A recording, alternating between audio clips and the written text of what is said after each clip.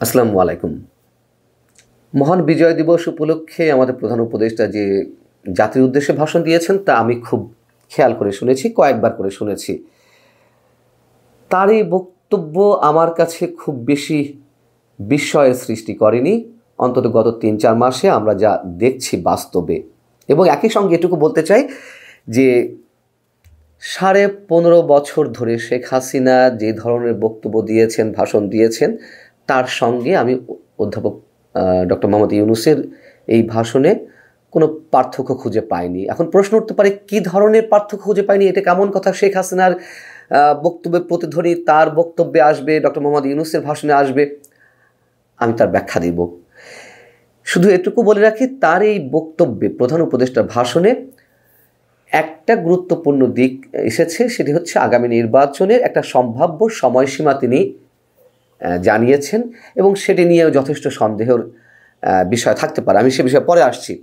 এখন আমরা ১৫.৫ বছর ধরে শেখ হাসিনার শাসন আমলে যেই কথাগুলো অনবরত শুনেছি, শেখ হাসিনা যেই চর্বিত চর্বণগুলো আমাদের সামনে উপস্থাপন করেছেন, তিনি তার প্রতিটি বক্তব্যে, ভাষণে উন্নয়নের ফিরিস্তি তুলে ধরেছেন, উন্নয়নের গল্প, রূপকথার গল্প তুলে ধরেছেন। প্রধান উপদেষ্টাও তার বক্তব্যে গত ৪ মাসে বর্তমান সরকারের যে উন্নয়নের ফিরিস্তি তুলে ধরলেন, তার সঙ্গে আমি কোনো পার্থক্য খুঁজে পাই না।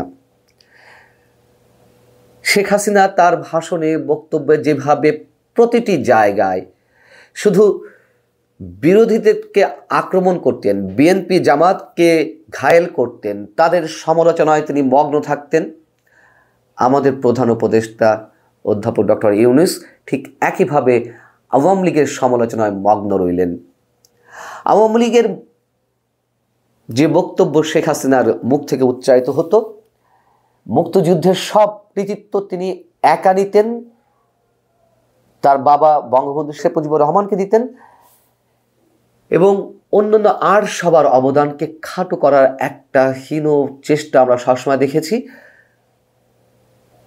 অবশ্যই এটি গুরুত্বের সঙ্গে বলতে চাই, আমাদের প্রধান উপদেষ্টা ঠিক একইভাবে মুক্তিযুদ্ধকে হালকা করে ২৪-এর চেতনাকে তিনি সবার সামনে তুলে ধরার চেষ্টা করেছেন। মুক্তিযুদ্ধ নিয়ে যতটুকু বলার চেষ্টা করেছেন এই মহান বিজয় দিবসে, তার চেয়ে বেশি তিনি ২৪-এর গণঅভ্যুত্থানকে অন্যভাবে উপস্থাপনের চেষ্টা করেছেন এবং আমি দেখতে পেয়েছি যে সেখানে মুক্তিযুদ্ধের চেতনার চেয়ে সম্ভবত তিনি ২৪-এর চেতনাকেই স্থান দিতে চেয়েছেন অনেক বড় করে।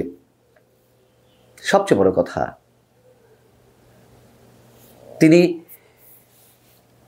৭১কে সেভাবে আমাদের সামনে উপস্থাপন করতে পারেননি কোনো এক অজানা শঙ্কা কিংবা ভয়ে।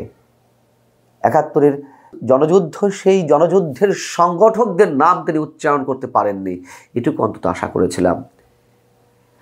বঙ্গবন্ধুর নাম উচ্চারণ করবেন না, কিন্তু যারা সংগঠক ছিলেন, অন্যতম সংগঠক, তাদের নাম তো আসবে, নাকি তাদের নামও আনা হয়নি যে তাদের নাম আনতে গেলে বঙ্গবন্ধুর নামটি চলে আসবে? এই কারণে জাতীয় চার নেতার অবদানকে স্বীকার করা হয়নি, তাদের নাম উচ্চারণ করা হয়নি। কি সমস্যা ছিল তাদের নাম উচ্চারণ করতে? বুক ফুলিয়ে আপনি বঙ্গবন্ধুর নাম উচ্চারণ করতেন এবং এর সঙ্গে যদি প্রশ্ন আসে তাহলে জিয়াউর রহমানের নাম উচ্চারণ হবে না?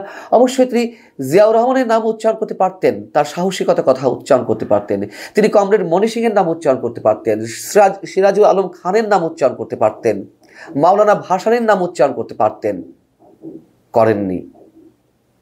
ইচ্ছাকৃতভাবে এড়িয়ে যাওয়া, এটি আমরা স্পষ্টতে বুঝতে পারছি।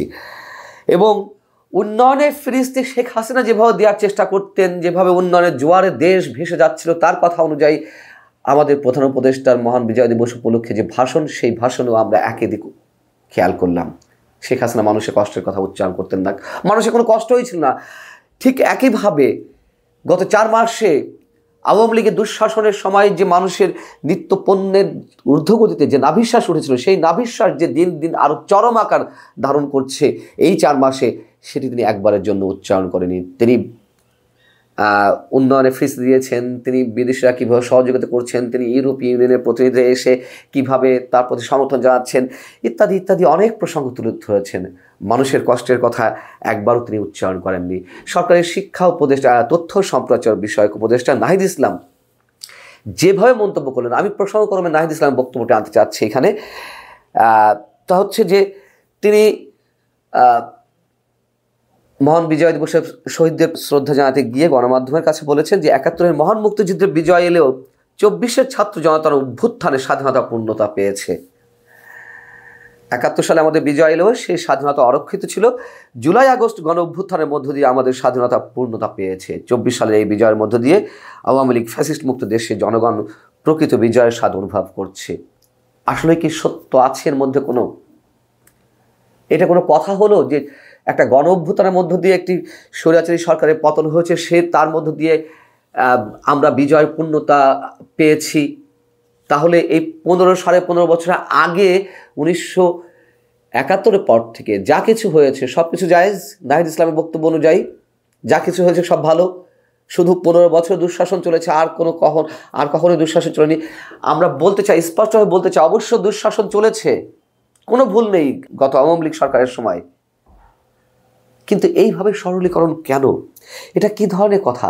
মানে শেখ হাসিনা তার পিতাকে সব ধরনের কৃতিত্ব দিয়ে, যেমন মুক্তিযুদ্ধকে খাটো করেছেন, মুক্তিযুদ্ধের চেতনা নিয়ে ব্যবসা করেছেন, এই ২৪-এ যারা প্রাণ দিয়েছেন তাদেরকে আরও বেশি উপরে তুলতে গিয়ে তাদেরকে ছোট করছেন। একইভাবে সরকারের উপদেষ্টা ছোট করছেন ৭১-এর মুক্তিযোদ্ধাদেরকে, শহীদদেরকে। এটা নাকি পরিপূর্ণ স্বাধীনতা ২৪-এর চেতনার মধ্যে দিয়ে অর্জিত হয়েছে। এটা কেমন কথা? সব কিছুর একটা সীমা থাকা দরকার। পরিপূর্ণ স্বাধীনতা বলতে কি বোঝেন তারা? আজ পর্যন্ত কৃষক, শ্রমিক, মেহনতি মানুষের মুক্তির কোনো কথা উল্লেখ করা হয়েছে? এই মুক্তির জন্য কোনো নিশ্চয়তা তাদের পক্ষ থেকে দেওয়া হয়েছে? শিক্ষা ব্যবস্থার আমূল পরিবর্তনের কথা স্বপ্ন দেখানো হয়েছে বা সেই হিসেবে কোনো উদ্যোগ গ্রহণ করা হয়েছে? হয়নি তো। তাহলে কিসের স্বাধীনতা? অবশ্যই ৭১-এর পরিপূর্ণ স্বাধীনতা আমরা এখনো পাইনি বা পরিপূর্ণ স্বাদ আস্বাদন করতে পারিনি।